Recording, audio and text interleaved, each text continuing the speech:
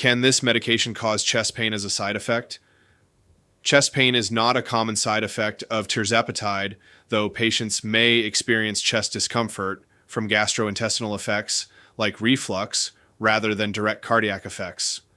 If you're taking tirzepatide and experiencing chest discomfort, it's natural to wonder if the medication is the cause. Let's talk about what the research shows and when you should be concerned. Chest pain isn't listed as a common side effect of tirzepatide in the FDA prescribing information. Clinical trials haven't identified increased cardiovascular events with tirzepatide compared to placebo or other medications, but that doesn't mean people never experience chest discomfort while taking it. Here's what's actually happening. Tirzepatide is a dual GIP and GLP-1 receptor agonist. It works by enhancing insulin secretion, suppressing glucagon, and slowing how quickly your stomach empties. These effects help with blood sugar control and weight management, but they also mean the most common side effects are gastrointestinal. We're talking nausea, diarrhea, vomiting, and constipation.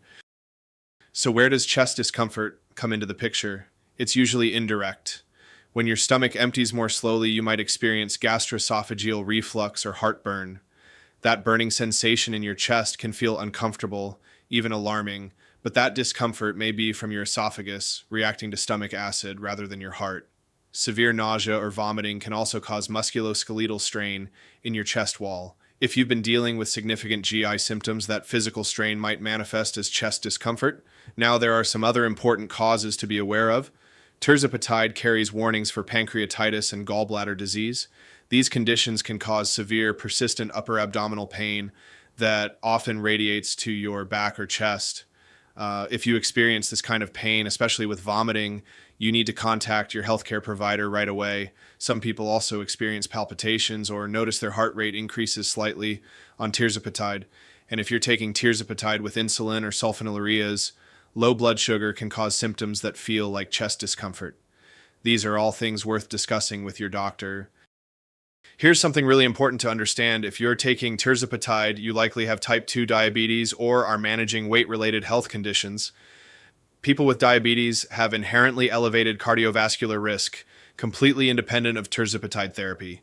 This means comprehensive cardiovascular risk management is essential regardless of what medications you're taking. So how do you tell the difference between reflux-related chest discomfort and something more serious? Cardiac chest pain often has specific characteristics.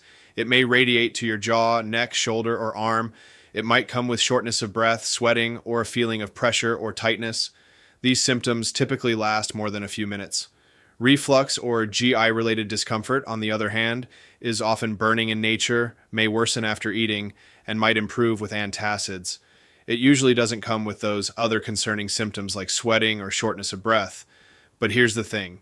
You shouldn't be trying to diagnose yourself. If you experience chest pain with radiation to other areas, shortness of breath, sweating, or symptoms lasting more than a few minutes, you need immediate emergency evaluation. Call 911. Don't wait to see if it passes. Even if your chest discomfort seems mild or you think it's just reflux, you should still discuss it with your healthcare provider. They can evaluate your symptoms in the context of your overall health and cardiovascular risk factors. If you're experiencing significant reflux or GI symptoms on tirzepatide, there are strategies your doctor might suggest. They may recommend eating smaller, lower-fat meals, avoiding lying down soon after eating, or prescribing medications to reduce stomach acid. Sometimes adjusting your dose can help your body tolerate the medication better, but that's something only your prescriber should decide. Do not change your dose or schedule on your own. Always follow your prescriber's instructions. Your healthcare provider will also want to ensure you're getting comprehensive cardiovascular care. This might include monitoring your blood pressure, cholesterol levels, and other heart health markers. Managing these risk factors is crucial for anyone with diabetes or metabolic conditions. Remember, tirzepatide is typically started at a lower dose and titrated gradually by your prescriber to improve tolerability. If you're experiencing bothersome symptoms at any dose, speak with your doctor before your next scheduled increase.